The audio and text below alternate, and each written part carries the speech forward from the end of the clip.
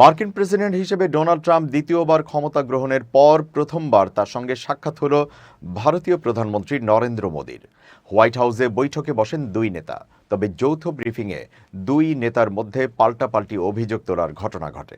বার্তা সংস্থা রয়টার্স বলছে, হোয়াইট হাউসে দুই নেতার বৈঠকের কিছুক্ষণ আগেই ট্রাম্প ভারতের বাজারে মার্কিন ব্যবসায়ীদের জন্য প্রতিকূল পরিবেশ নিয়ে কঠোর মন্তব্য করেন এবং মার্কিন পণ্যের উপর শুল্ক আরোপকারী দেশগুলোর জন্য পাল্টা শুল্ক ব্যবস্থা চালুর পরিকল্পনা ঘোষণা দেন।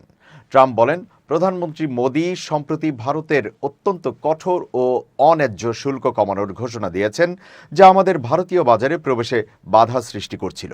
এটি সত্যিই একটি বড় সমস্যা। হোয়াইট হাউসে এক যৌথ সংবাদ সম্মেলনে তিনি আরও বলেন, ভারত আমাদের উপর যে শুল্ক বসাবে, আমরাও তাদের উপর একই হারে শুল্ক আরোপ করব। এ সময় মোদি বলেন, আমি প্রেসিডেন্ট ট্রাম্পের কাছ থেকে যা শিখেছি তা হলো তিনি সবসময় জাতীয় স্বার্থকে সবার ওপরে রাখেন। আমিও ভারতের স্বার্থকে অগ্রাধিকার দেই।